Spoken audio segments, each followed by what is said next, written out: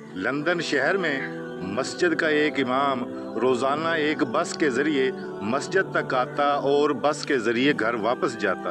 ایک دن وہ مسجد آنے کے لیے بس میں سوار ہوا تو کنڈکٹر نے اس سے کرایہ مانگا۔ اس امام صاحب نے کرایہ دیا اور کنڈکٹر نے اس کو پیسے واپس دیے۔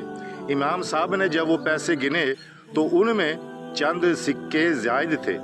امام صاحب نے وہ چند جو فالتو سکے تھے وہ بھی اپنی جیب میں ڈال لیے اور پہلے سوچا کہ میں اس کو یہ واپس کر دوں، لیکن پھر دل میں خیال آیا کہ یہ بس کمپنی روزانہ لاکھوں روپے کماتی ہے، اس بس کمپنی کو ان چند سکوں سے کیا فرق پڑے گا، یہ سوچ کر امام صاحب خاموش ہو کر بیٹھ گئے۔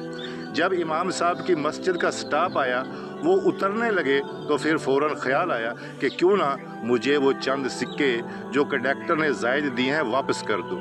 اس نے وہ چند سکے جیب سے نکالے اور کنڈکٹر کو واپس کر دیے اور نیچے اترنے لگے تو کنڈکٹر نے کہا کہ امام صاحب، میں روزانہ آپ کو مسجد میں آنے جانے کے لیے بس میں سوار ہوتے دیکھتا ہوں اور میں اسلام کو سمجھنا چاہتا ہوں، اس لیے آج میں نے آپ کو یہ چند سکے جان بوجھ کر زائد دیے تاکہ میں اسلام کے ماننے والوں کی ایمانداری دیکھ سکوں۔ یہ بات سن کر امام صاحب کے پیروں کے نیچے سے زمین نکل گئی۔ وہ بس سے اترے اور انہیں ایک درخت کا سہارا لے کر کھڑا ہونا پڑا۔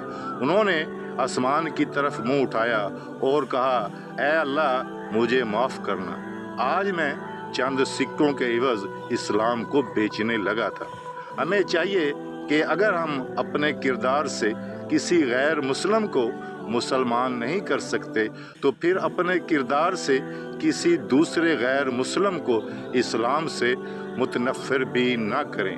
اگر میری بات اچھی لگی ہو تو کومنٹ میں ضرور بتائیے گا۔